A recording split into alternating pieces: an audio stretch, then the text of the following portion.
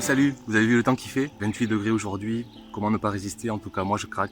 Je commence à planter mes premiers plants de tomates de l'année. Plusieurs paramètres à respecter, on va les voir un par un. Quand vous allez planter vos plants de tomates, il faut vraiment ne pas hésiter à l'enfoncer sous terre. Pourquoi? Regardez celui-là par exemple. Là, ce que je vais faire, je vais casser cette première tige. Alors tant pis, je le blesse un petit peu. On n'aime jamais trop ça quand on est très nature dans sa pratique. Mais ne vous inquiétez pas, c'est comme si nous on se faisait une toute petite égratignure. Tout ça va très vite cicatriser et je vais enterrer le plant au moins jusqu'à cette tige. Et encore, vous voyez, j'hésite presque à enlever celle-là pour monter encore plus haut. Bon, je vais la laisser, mais je vais rajouter donc bien 5 cm de terre. Pourquoi? Parce que tous les poils que vous devinez, vous devez les voir là, tous ces poils sont en fait des futures racines. Le plant va émettre des racines, va aller chercher sa nourriture, va aller chercher l'eau. Donc il est vraiment très important au moment du repiquage d'enterrer au maximum. C'est pour ça que certains disent d'ailleurs de l'épancher. Pourquoi? Parce que quand vous l'épanchez, naturellement vous aurez plus tendance à l'enterrer.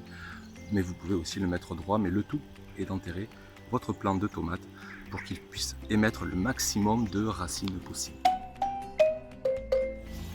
Il est important de prévoir un tuteur pour vos plants parce que vous les taillez ou pas, on parlera tout à l'heure de la taille. Vos plants vont quoi qu'il en soit monter vers le ciel et il vous faut de quoi les maintenir. Vous avez une solution gratuite que j'utilise moi, bien sûr, ce sont des roseaux.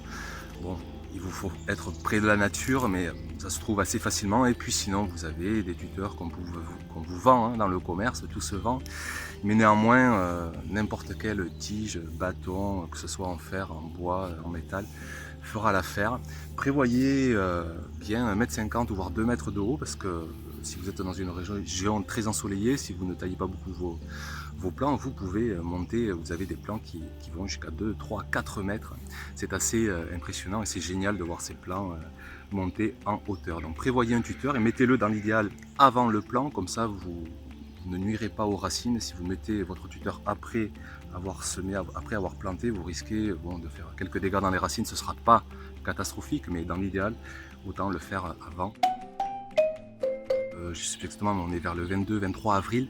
C'est normalement trop tôt pour faire une plantation de plants en extérieur. Je prends un risque en plantant les plants de tomates parce que la moindre gelée est assez conséquente et vous avez vos plants de tomates qui meurent directement. L'idéal, c'est d'attendre les seins de glace. En gros, c'est d'attendre la mi-mai pour être certain de ne quasiment plus avoir de gelée. Même dans le nord, on peut attendre jusqu'à la fin mai, début juin pour planter. Prenez en compte que le sol doit quand même être réchauffé, que la météo doit être de saison assez bien printanière. L'idéal est un sol entre 15 et 20 degrés et des températures extérieures qui ne descendent pas sous les 10 degrés. Je commence à planter, mais quand même je laisse 90% de mes plants encore en serre et je ne les sortirai que le 5, le 10 mai dans cette période-là. Un gros sujet qui fait débat avec cet autre plan, regardez, on va le voir concrètement, c'est la taille des plants de tomates. Est-ce qu'il faut tailler les gourmands ou pas? Alors déjà, les gourmands, qu'est-ce que c'est? Regardez, on le voit bien ici. Ce sont ces petites branches là qui partent à l'intersection de plants de la tige principale et des feuilles.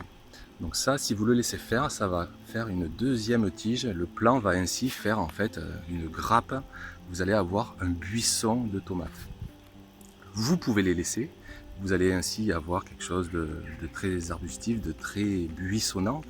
Mais par contre, votre plant va quand même être assez gourmand. Il va lui falloir vraiment un sol fertile. On verra tout à l'heure comment justement avoir le sol le plus fertile possible. Soit vous, alors je vais le faire sur celui-là. Moi, j'ai une pratique très diverse. Ça ne me dérange pas de tailler certains plants.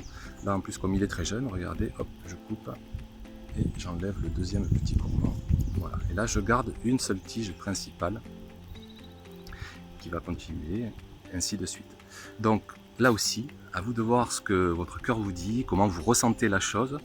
Est-ce que vous voulez vraiment ne pas du tout blesser votre plant de tomates et le laisser faire de façon buissonnante? Si vous êtes dans un milieu humide, vous risquez un peu plus les mildious, l'humidité va stagner, alors que si vous avez un plant plus aéré, sur une seule tige, vous aurez de meilleures conditions d'aération et peut-être moins d'humidité. À vous de voir. le mieux c'est peut-être d'essayer les deux, ce que je fais moi au potager.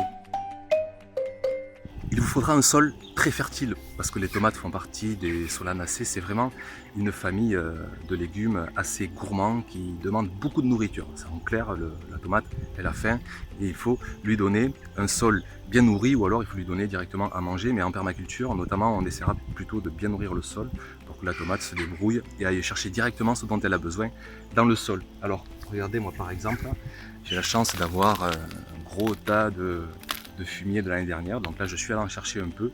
Je vais mettre une grosse poignée en même temps de la plantation tout autour de mes plants de tomates pour vraiment avoir un sol fertile et leur donner à manger. Vous pouvez aussi mettre du compost que vous trouverez dans le commerce, vous pouvez mettre du fumier bien décomposé parce que là maintenant il est tard, il n'aura pas trop le temps de se décomposer, donc plutôt du fumier bien décomposé. Et puis si vous n'avez pas un bon sol, ce qui peut, les oiseaux chantent, si vous n'avez pas un bon sol, ce qui peut arriver, si vous avez un sol appauvri, mal structuré, vous pouvez toujours vous rabattre sur des engrais plutôt organiques, plutôt biologiques, qui eux ne vont en rien améliorer votre sol, mais qui par contre auront l'avantage d'aller nourrir vos tomates. Elles risquent d'en avoir besoin. L'idéal c'est bien sûr de planter, de voir si c'est votre première année, de voir ce que ça donne. Attention, les plantes de tomates ont vraiment besoin d'eau, même avec un sol paillé, il faut quand même arroser de temps à autre s'il n'y a pas de pluie sur des semaines durant. Donc vous pouvez prévoir dans l'idéal un goutte à goutte parce que par contre, évitez d'arroser les feuilles, c'est ça qui risque de générer des maladies. Si vous les arrosez de façon modérée et qu'ils sèchent assez vite, pas de souci. Par contre, si le feuillage reste humide toute la nuit, ça peut provoquer des maladies. Donc veillez à arroser uniquement au pied des plants. Vous pouvez associer vos plants de tomates bien sûr avec d'autres cultures. Moi cette année, là je viens de sortir des haricots de la serre. Vu que ce sont des légumineuses fixatrices d'azote, je vais les mettre pas loin autour des tomates. Ça permettra ainsi une bonne complémentarité entre deux familles de légumes. Et puis vous pouvez aussi par exemple mettre des haricots grimpants sur un des 4 tuteurs. Ça complétera par exemple les tomates et les haricots. Je l'ai fait une année, ça a vraiment très bien marché. C'est d'ailleurs là où j'avais les plus belles tomates, hasard ou pas. C'est votre potager qui vous le dira si vous l'essayez. Voilà pour ce petit tuto sur les plants de tomates. J'espère qu'il vous aura plu. Vous pouvez mettre un petit pouce bleu, ça aidera à faire connaître la chaîne. Et puis bien sûr, vous pouvez partager la vidéo. Je vous remercie pour votre générosité, pour vos commentaires. Et d'ailleurs, n'hésitez pas à mettre vos commentaires si vous voulez partager vos expériences, si vous voulez donner vos avis, si vous voulez poser des questions. Je prends toujours plaisir à y répondre. Et puis je vous dis à très vite pour une prochaine vidéo. Bye bye!